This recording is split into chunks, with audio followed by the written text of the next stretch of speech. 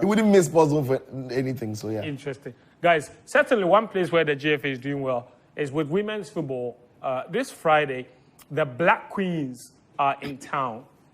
They take on Zambia in the last round of qualifiers for the Olympic Games.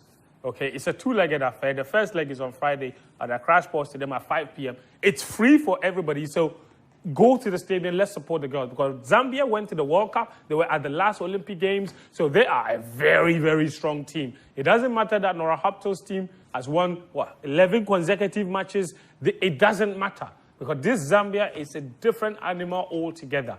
They are one of the best teams on the continent. Kudabanji, they have the most expensive women's footballer in history. And they also have Barbara Banda. The fact that I even know their players means that they are a very good team. So, listen, guys.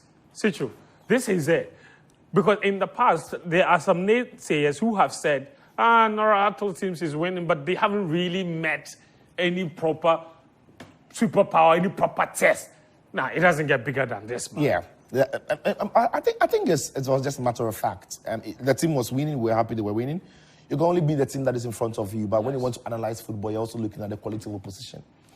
And to be very honest, as good as they've been, they have not met the very best of teams around the continent. Because if you want to compete on the African continent, if you want to be at the top, there are countries you have to beat in women's football. Zambia is surely one of them.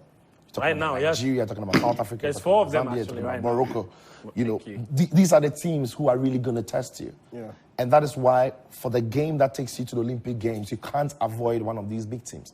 So if you want to break into that big group of, the big teams on the continent, as far as women's football is concerned, it doesn't come any bigger than Zambia. They were just at a recent World Cup. We've seen the quality of players. They've got to play some very fabulous football. They are fast, they are strong, and they are extremely confident as well. So yeah, it's a perfect opportunity for our team to test themselves against Zambia. For me, it's also an opportunity to see how far we've come. That's right. You want to know if the job that has been done over the last year or so the base is really strong. If we go into the next AFCON, when we meet up against these teams, how are we going to measure up? But ultimately, it's going to be a game that you're thinking about how to qualify. Yeah. So it's not only about how to play. It's not about how nice the game should be. It's not about how many goals we get. It's about getting the results that in the end can get you to Paris when the Olympics start. So we wish them all the best. They've done...